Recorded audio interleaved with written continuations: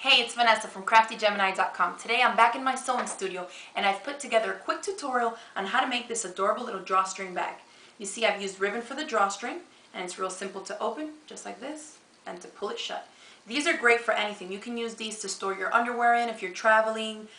You can put little kids' toys in here. I like to use them actually as a bread bag. When I'm giving somebody a fresh loaf of homemade bread, I put them in here because the cotton allows the bread to breathe without keeping it suctioned in there like if it was a plastic wrap or something.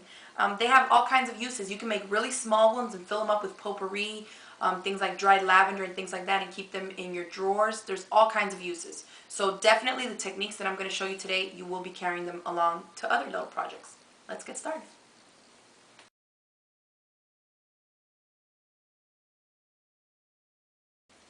To make our drawstring bag, we're starting off with two rectangles of just 100% cotton fabric measuring 11 inches by 15 inches.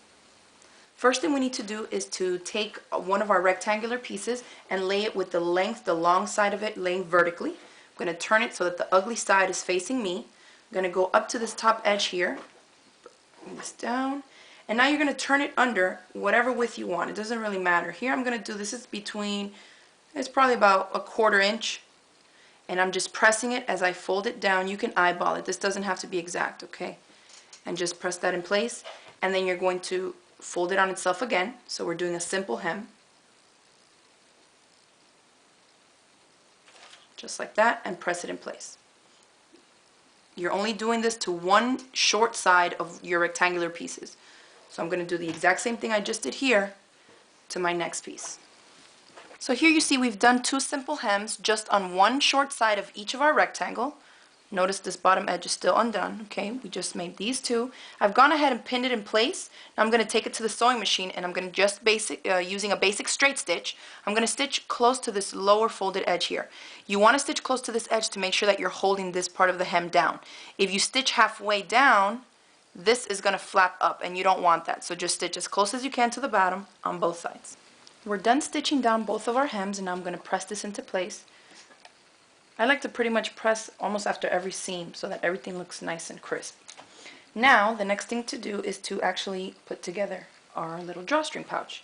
Here you want one of the pretty sides facing up and then the other pretty side facing down. So you're going to put both your fabric rectangles with pretty sides touching. Here I have both of my rectangular pieces with the hems that we made at the top, and I have the pretty sides of each of the fabrics touching each other, just like this, a sandwich. Now what I want you to do is from this top corner measure 2 inches down and make a mark, and repeat the same thing on this end, okay? 2 inches down from the corner.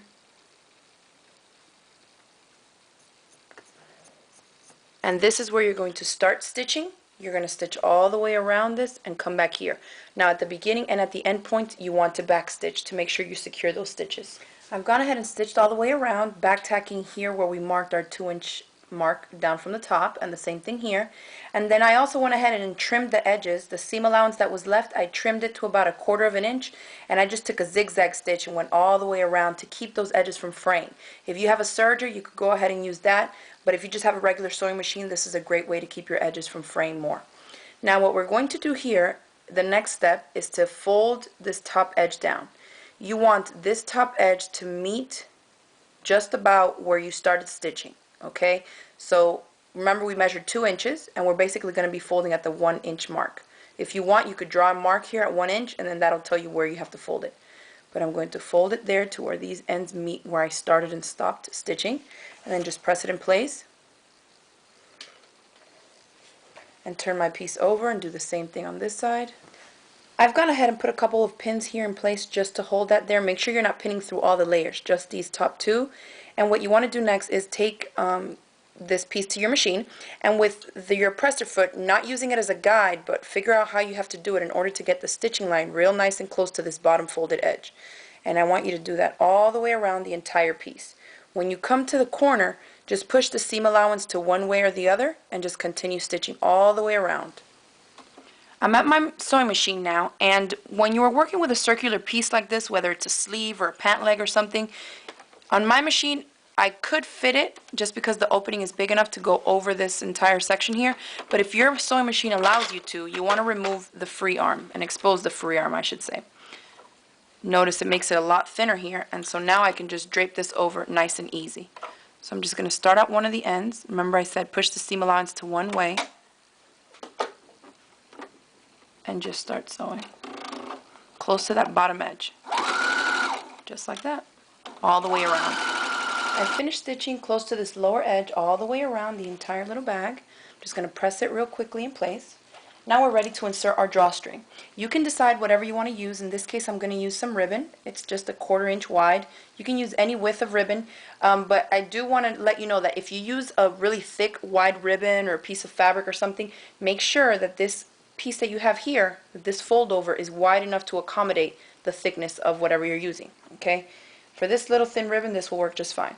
What I've done to measure out how much ribbon I needed was to take this measurement, okay, times 2, and then add another 4 inches. So here's one measurement of it, here's the second one, and then here's another 4 inches. Okay, I've threaded a safety pin in through one of the ends of the ribbon, and this is going to allow me to push it through the little bag real easily. So I'm going to open up here on one of the ends. You see you should have 2 holes, one here and one here. I'm going to insert the head of the safety pin through there and just push it all the way around the entire section. When you get to another opening, don't even bother to take the pin all the way out. Just try to insert it into this other opening that you see here so that we can get the ribbon to go all the way around. And keep doing that till you come out on the other end of where you first inserted the ribbon, which is right here. You see that? In through this end all the way around and then coming out here. So I'm going to remove my safety pin and tie a nice double knot here. There's one, and there's 2. Okay? For your next piece of ribbon, you're going to do the same thing. Thread your safety pin through one of the ends. And now, notice we have one here. This is where we want to start now, on the opposite end that has no ribbon. I'm going to insert it through one of these holes, and I'm going to do the same thing, go all the way around. Again, when I get to this opening, I go right into the other one and keep going. So the ribbons do overlap on each other inside the casings, okay? That's the way it's going to work. And I come out on the other end. So now, remove my safety pin again, and again tie that double knot. Here is your little drawstring bag, and the drawstring is there. You can see how it's going to work. If I pull on these ends, it pulls it closed. Then to open it, you just pull it like this. So the only thing left to do is to turn your little baggie inside out, press it in place, and that's it. And there's my little drawstring bag. You can use it for all kinds of different things. Just pull on the ribbons, and you can even go ahead and tie this off like this if it's something that you don't want to get out of there, or if not, just leave it like that. And to open it, just pull it open.